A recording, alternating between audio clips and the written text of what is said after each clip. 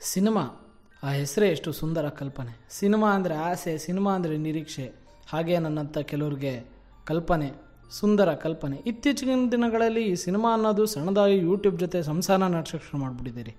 ಯಾರೇ ನೋಡಿ, ಎಲ್ಲೇ ನೋಡಿ, ಯಾವ ಕಾಲೇಜ್ಗಳಲ್ಲೇ ನೋಡ್ರಿ, ಶಾರ್ಟ್ ಫಿಲಮ್. ನಾನು ಅಷ್ಟೇ ಇದ್ರ ಬಗ್ಗೆ ಎಷ್ಟೋ ಕಲ್ಪನೆಗಳನ್ನ ಇಟ್ಕೊಂಡು ಕತೆ ಬರೆದೆ. ಆದರೆ ಅದು ಕತೆಯಾಗೇ ಉಳ್ಕೊಂಡಿದೆ. ಅದನ್ನೇ ಇವತ್ತು ನಿಮ್ಮ ಮುಂದೆ ಬಿಚ್ಚಿಡ್ತಾ ಇದ್ದೀನಿ. ನಮ್ಮದು ಲವ್ ಸ್ಟೋರಿ, ಎಲ್ಲರೂ ಮಾಡ್ತಾರೆ, ನಿಮ್ಮದೇನಯ್ಯ ಅಂತೀರಾ? ಈ ಕತೆಗಳೇ ಹಾಗೆ. ಯಾರೋ ಬಿಟ್ಟಿರೋ ಉದ್ದ ಕೂದಲನ್ನ ಕಟ್ ಮಾಡಿ ಇನ್ನೊಬ್ಬರಿಗೆ ವಿಗ್ ಮಾಡ್ತಾರೆ. ಹಾಗೆ ಯಾರ್ದೋ ಜೀವನದಲ್ಲಿ ನಡೆದ ಕತೆ ಇನ್ನೊಬ್ಬನ ಜೀವನದಲ್ಲಿ ನಡೆದಾಗ ಹೊಸ ಕತೆಯಾಗಿ ಮೂಡಿಬರುತ್ತೆ. ನಮ್ಮ ಕತೆ ಶುರುವಾಗದೆ ಬರ್ತ್ಡೇ ಪಾರ್ಟಿಯಿಂದ.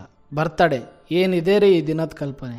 ಈಗಿನ ಕಾಲದಲ್ಲೂ ಅಂತೂ ಈ ದಿನ ಬಂದರೆ ಸಾಕು, ಎಷ್ಟೋ ಕನಸುಗಳನ್ನ ಇಟ್ಕೊಂಡು ಕಾಯ್ತಾ ಇರ್ತಾರೆ.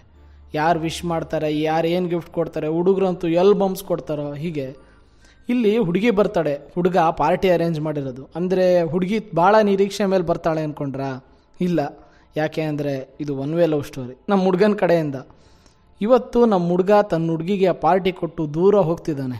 ಅದಕ್ಕೆ ಕೊನೆ ಭೇಟಿ, ಕೊನೆ ನೋಟ, ಕೊನೆ ಗಿಫ್ಟ್ ಕೊಟ್ಟು ಹೋಗ್ತಾ ಇದ್ದಾನೆ. ಇವತ್ತೇ ಯಾಕೆ ಅಂತ ಕೇಳ್ತೀರಾ? ಈ ಬರ್ತ್ಡೇ ಮುಂದಿನ ವರ್ಷ ಬಂದರೂ ಇದೇ ನೆನ್ಪುಳಿಲಿ ಅಂತ. ಇಲ್ಲಿ ನಮ್ಮ ಹುಡುಗ ಏನೂ ಅರಿದೇ ಇರೋನು ಪ್ರೀತಿ ವಿಚಾರದಲ್ಲಿ. ಕಣ್ಣೆದುರೇ ಇದ್ದರೂ ಕಂಡು ಕೇಳರಿಯಾದ ಒಬ್ಬ ಮೂಕ ಪ್ರೇಕ್ಷಕ. ಇದೇ ನಮ್ಮ ಪಿಕ್ಚರ್ ಟೈಟಲ್ಲು. ಹುಡುಗ ಎಲ್ಲ ಅರೇಂಜ್ ಮಾಡಿಕೊಂಡು ಹುಡುಗಿ ಬರೋಕ್ಕೋಸ್ಕರ ಕಾಯ್ತಾ ಕೂತಿರ್ತಾನೆ. ಹಾಗೆ ಒಂದು ಕವಿತೆ ಬರೀತಾನೆ. ಹುಚ್ಚು ಮನಸ್ಸು ನಿನ್ನೆ ನೆನೆಯುತ್ತಾ ಕುಳಿತಿದೆ, ದ್ವಂದ್ವ ಮನಸ್ಸು ನೀನೇ ಬೇಕೆಂದು ಹಠವ ಹಿಡಿದಿದೆ. ಈ ಹುಡುಗಿ ಬರೋ ಗ್ಯಾಪಲ್ಲಿ ಹುಡುಗ ಹಳೆ ನೆನಪುಗಳನ್ನ ಮೆಲುಕು ಹಾಕ್ತಾ ಕೂರ್ತಾನೆ. ಹೇಳಿ ಕೇಳಿ ಇಬ್ಬರು ಚೈಲ್ಡ್ಹುಡ್ ಫ್ರೆಂಡ್ಸು. ನೆನಪು ಅನ್ನೋದು ಆಗ್ಲಿಂದನೂ ಇರಬೇಕಲ್ವಾ?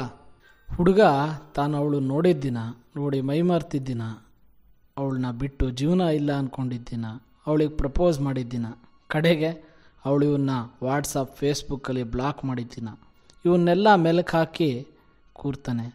ಇವನ್ನೆಲ್ಲ ಮರೆತು ಇವತ್ತವ್ರ ಮರುಭೇಟಿ, ಕೊನೆ ಭೇಟಿ. ಮೌನಕ್ಕೂ ಮಾತು ಬಂತು, ಪ್ರೀತಿಗೂ ಜೀವ ಬಂತು. ಸ್ನೇಹ ಪ್ರೇಮವಾಯಿತು, ಪ್ರೀತಿ ಶವವಾಯಿತು. ಈ ಫ್ಲ್ಯಾಶ್ ಬ್ಯಾಕ್ ಗ್ಯಾಪ್ ನಂತರ ಹುಡುಗಿ ಬರ್ತಾಳೆ. ಇಷ್ಟು ದಿನ ಮಾತಾಡದೇ ಇರೋರು ಇವತ್ತು ಮನಸ್ಸು ಬಿಚ್ಚಿ ಮಾತಾಡ್ತಾ ಇದ್ದಾರೆ. ಹುಡುಗ ತನ್ನ ಎದೆಯಲ್ಲಿ ತಡೆದಿಟ್ಟಿರೋ ನೋವುಗಳನ್ನೆಲ್ಲ ಹೊರ ಹಾಕ್ತಾನೆ. ಹುಡುಗಿಗೆ ಕಣ್ಣೀರು ಬರುತ್ತೆ. ಆಗ ನಮ್ಮ ಹುಡುಗ ಒಂದೇ ಕೇಳ್ತಾನೆ, ಸಣ್ಣ ವಯಸ್ಸಿನಲ್ಲೇ ನನ್ನ ತಾಯಿನ ಕಳ್ಕೊಂಡಿರೋ ದುಃಖ ಅರ್ಥಕೊಂಡು ನಾನು.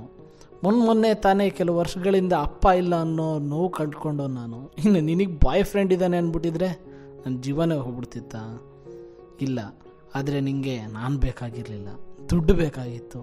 ಅದಕ್ಕೆ ನನಗೆ ಗೋಲ್ಸ್ ಇದೆ, ನಂಗೆ ಅಪ್ಪ ಅಮ್ಮ ಇದ್ದಾರೆ, ಅದಿದೆ ಇದಿದೆ ಅಂತ ಸುಳ್ಳು ನೆಪ ಹೊಡೆದೆ, ನನ್ನನ್ನು ಸುಮ್ಮನೆ ತಡೆದೆ ಅಂತಾನೆ. ಇಷ್ಟು ಹೇಳೋಕ್ಕೂ ಹುಡುಗಿಗೆ ಕಣ್ಣೀರು ಬರುತ್ತೆ. ತಿರುಗ್ಬಿಟ್ಟು ಅಳ್ತಾ ಹೊರಡ್ತಾಳೆ. ಆಗ ಹುಡುಗ ತನ್ನ ಕಡೆ ಗಿಫ್ಟ್ ಕೊಡಬೇಕಲ್ಲ, ಗನ್ ತೊಗೊಂಡು ಶೂಟ್ ಮಾಡ್ಕೊಂಡು ಸತ್ತೋಗ್ತಾನೆ. ಹುಡುಗಿಗೆ ಇನ್ಯಾವ ವರ್ಷನೇ ಬರ್ತಡೇ ಬಂದರೂ ನೆನಪಿಟ್ಕೊಳೋ ಅಂತ ಗಿಫ್ಟ್ ಕೊಟ್ಟೋಗ್ತಾನೆ. ಅದೇ ಇವನ್ ಸಾವನ್ನೇ ಅವಳಿಗೆ ಕೊಟ್ಟೊರ್ಡ್ತಾ ಇದ್ದಾನೆ. ಇವನ್ ಸಾಯಕ್ಕೂ ಆ ಕಡೆ ತುದಿಯಿಂದ ಹುಡುಗಿ ಹಳೆಯ ಬಾಯ್ ಫ್ರೆಂಡ್ ಬರ್ತಾನೆ. ಅವರಿಬ್ಬರು ಇವನು ಸತ್ತಿದ್ದಾನೆ ಅಂತ ಕಣ್ಣೀರು ಹಾಕ್ತಾರೆ. ಕಡೆಗೆ ಕೈ ಹಿಡ್ಕೊಂಡು ಹೊರಡ್ತಾರೆ. ನಮ್ಮ ಹುಡುಗ ಇಲ್ಲಿ ಅನಾಥ ಶವವಾಗಿ ಬೀಳ್ತಾನೆ. ಇದೇ ನಾನು ಬರೆದಿರೋ ಒಂದು ಚಿತ್ರಕಥೆ. ಏನಪ್ಪ ಇವನು ಹಿಂಗೆ ಮುಗಿಸ್ಬಿಟ್ಟ ಶಾರ್ಟ್ ಫಿಲಮ್ನ ಅನ್ಕೊತೀರಾ? ಆರ್ಟಿಸ್ಟ್ಗಳು ಸಿಗದೆ, ಟೆಕ್ನಿಷಿಯನ್ಸ್ಗಳಿಲ್ಲದೆ, ಮುಖ್ಯವಾಗಿ ಬಂಡವಾಳ ಹಾಕೋರು ಸಿಗದೆ ಶಾರ್ಟ್ ಫಿಲಮ್ನ ಹೀಗೆ ಮುಗಿಸ್ಬೇಕಾಗಿ ಬಂತು. ನೋಡಿದ್ರಲ್ಲ, ಸಿನಿಮಾ ಅಂದರೆ ಎಷ್ಟೋ ಕಲ್ಪನೆಗಳಿರುತ್ತೆ. ಆದರೆ ನನಗೆ ಸಿನಿಮಾ ಅನ್ನೋದೇ ಒಂದು ಕಲ್ಪನೆಯಾಗಿ ಉಳ್ಕೊಂಡ್ಬಿಟ್ಟಿದೆ.